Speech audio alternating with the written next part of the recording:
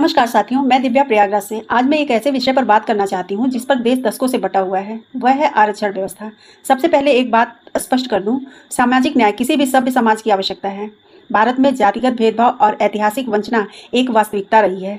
इन्हीं परिस्थितियों को ध्यान में रखकर संविधान में आरक्षण का प्रावधान किया गया था। लेकिन प्रश्न यह है कि क्या कोई भी नीति हमेशा बिना समीक्षा के चल सकती है? संविधान निर्माताओं ने भारत को एक गतिशील लोकतंत्र के रूप में देखा था। लोकतंत्र की पहचान यही है कि समय समय पर नीतियों की समीक्षा हो और जरूरत पड़ने पर उसमें सुधार किया जाए। आज देश की आबादी बढ़ चुकी है, शिक्षा का विस्तार हुआ है, समाज बदला है और आर्थिक परिस्थितियां भी बदली हैं। ऐसे में यह देखना आवश्यक है कि क्या वर्तमान आरक्षण व्यवस्था अपने मूल उद्देश्य को सबसे प्रभावी ढंग से पूरा कर रही है। मेरे विचार से सरकार को 5 बड़े कदम उठाने चाहिए। पहला, एक स्वतंत्र राष्ट्रीय आयोग बनाया जाए जो हर 10 वर्ष में आरक्षण की समीक्षा करे।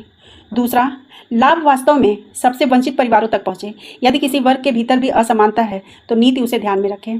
तीसरा, केवल आरक्षण ही समाधान नहीं है। अच्छी सरकारी शिक्षा, गुणवत्तापूर्ण स्वास्थ्य सेवाएं, कौशल विकास और बड़े पैमाने पर रोजगार सृजन पर अधिक निवेश होना चाहिए।